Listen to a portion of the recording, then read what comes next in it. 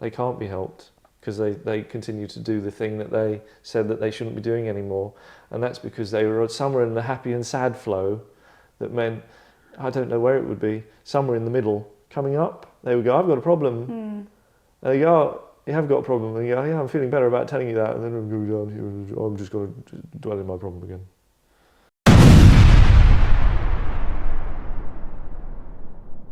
We are wasting our time trying to save people. This is something that the human race never seems capable of growing out of, where we get this idea that if we just tell people to be nice and to stop being horrible, that they will. But it's my firm belief that all people, to a greater or lesser degree, have horrible in them. And if you have 1 million people all talking at different stages in their kind of happiness, sadness progression, you will get people in the sadness progression being horrible, and tomorrow they might be happy, but they're being horrible now, and then they're replaced by people who are getting sad about, could be anything. You make it look like that's just a continual gradient as you go through. No, let's say that, you know, if we make a graph, this is a day, so our partitions are a day. Right. You have one person who starts the day, they're a morning person. They start the day happy, and they progressively, it gets dark, and they get worse, and they start, you know, bitching on Twitter. Like, I don't like you, I don't think that's a good idea. Disagree. That's what they're like. Then you've got people who might start the day sad, and then just kind of warm up. They might be happy in the middle and then come down again, or they might... Problem is, there is, at every point in the day, somebody is sad. Somebody is sad, and they're upset about something. Statistically, one of us sat here is sad. It's sad right Yeah, now. right, yeah, exactly. And one of us is getting sad, one of us is getting happy, one of us is happy. Yeah, right. I think that's... We've So got let's we've got all the demographics covered. So I within us. think I'm probably the happy one. And You think so? I just, you know, no offence, but... So there's always a sad person, right? And so they're always going, oh no, you're awful. And then the people that reply to them, who are also sad, because there's millions of them at the same time, and are offended by the thing that they said, they go, oh, you're worse than I am, because that makes them feel better. They go, oh, you're worse than I am, because you said that, and I hadn't said that yet. I was about to say it, but you said it first. Or I'm on the other side of that, but would have said something as awful to your side, but you got in there first, and so I can be angry at you and say that you're made of worse people than I am. It expresses a lot of self-awareness, though, to phrase it like that. Yeah, they're not aware of no, how they wouldn't horrible do that. That's me being. they're speaking to each other. That's my self-awareness. That's my self-awareness working in that way. But for them, it's just like, horrible comment. And someone else goes, oh, I hate you, horrible comment, like that. And then Race to the bottom. And then a person who thinks they're good and is wrong, they think they're good, they come along and go, oh, you shouldn't talk like that. Stop being horrible on the internet. I'm going to go on Loose Women, and I'm going to talk about how people are horrible on the internet and they shouldn't be. And I'm going to go on the news, and I'm going to say, oh, people are horrible and they shouldn't be. They should be kind. And those people could be worse than the horrible people. Because most of the horrible people aren't always horrible, because sometimes they're happy, and then they're probably not posting on Twitter, okay? Because they're actually out doing something. I have a beef with the people who say, we need to fix people. People need to change. I'm saying to you, people are not capable of that level of change. And everyone's in that cycle as well. Yeah, to a So greater or lesser degree. Who are we to judge? Yeah. So you would be pro-cancel culture?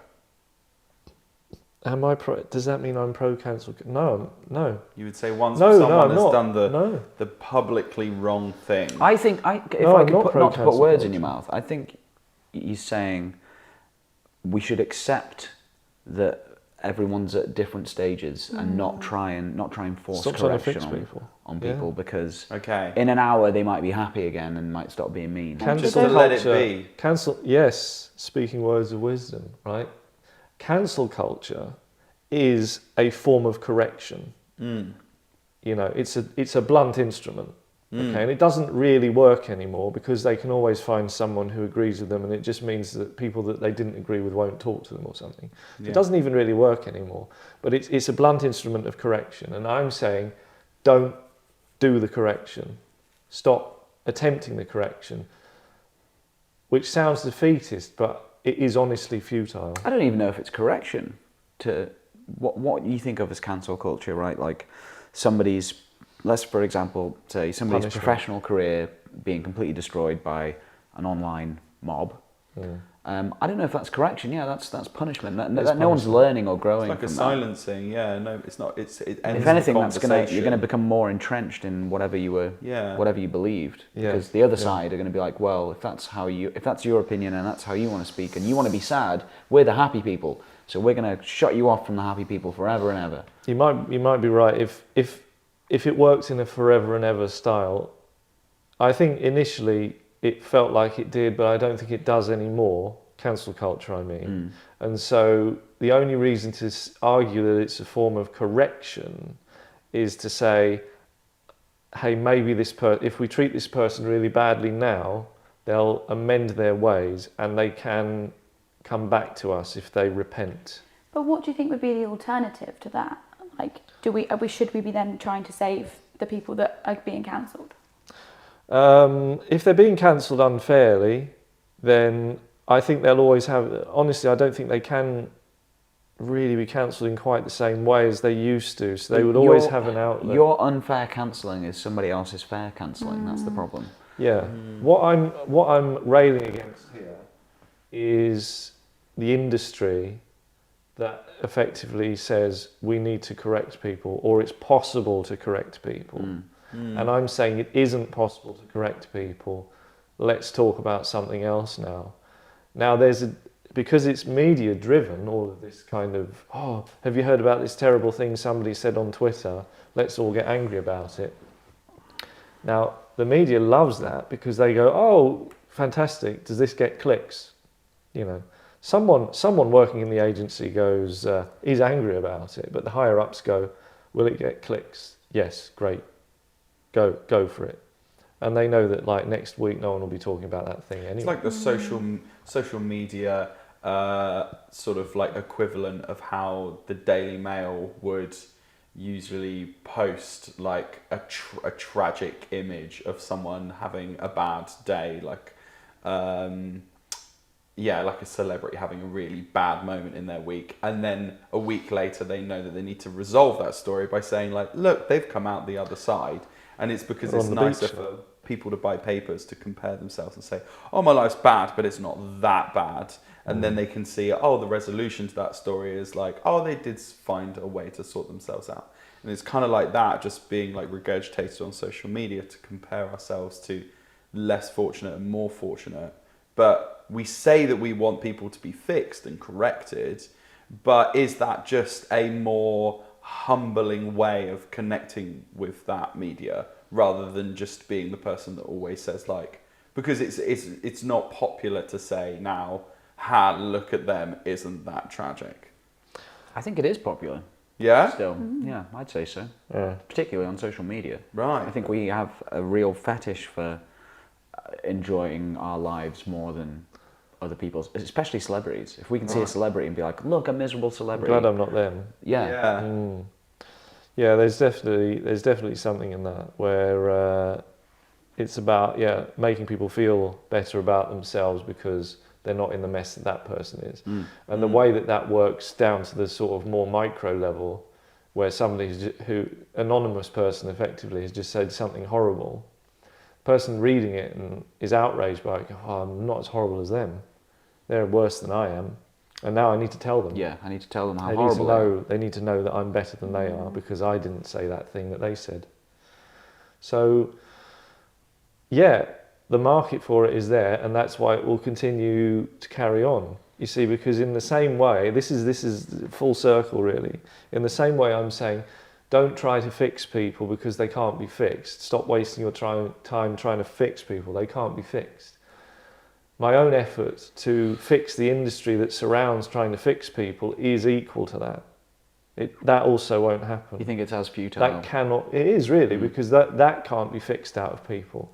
The best I can do is say, with a certain degree of wisdom, to be honest, this is what is happening. You haven't noticed.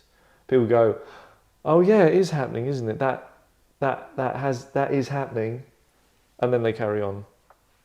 And so really, I'm just left going, right. Well, I've noticed that. I've told you, and I've told whoever watches this, that this is going on, that you can't do anything about it, and the thing I'm unhappy about, I can't do anything about either, because that's what people are.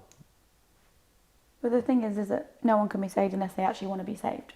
So, it's kind of a pointless cycle unless someone actually. Yeah, I mean, and even Does and anyone even want to then, be saved anymore? and even I doubt then, it. I mean, they come out. Someone comes out, brave person, because they're always brave. They come out and say, "I've got a problem, help me," and you'll find that the first 9 attempts, they can't be helped because they continue to do the thing that they said that they shouldn't be doing anymore, and that's because they were somewhere in the happy and sad flow that meant, I don't know where it would be, somewhere in the middle, coming up, they would go, "I've got a problem." And they go, "Oh, you have got a problem." And you go, "Yeah, I'm feeling better about telling you that." And then I'm going down here, I'm just going to dwell in my problem again. And then your voice does that. You're always going to have to save yourself. Yeah. Save your. What's that in Scrooged? Save yourself. Always put your own oxygen mask on first. Yeah, Mm. Definitely. Yeah. Actually, yeah, exactly. That's good advice. Don't help a child. Don't help a Well, child. children, maybe we can help. No, but you look. If you watch the thing, they say Yeah, put your own. put your Don't mask on help a first before child. you help You a have to child. put your own Yeah. because you're helping the. Yeah. You can't help anyone else unless you help yourself. Yeah. Yeah. Mummy. Yeah. Disaster.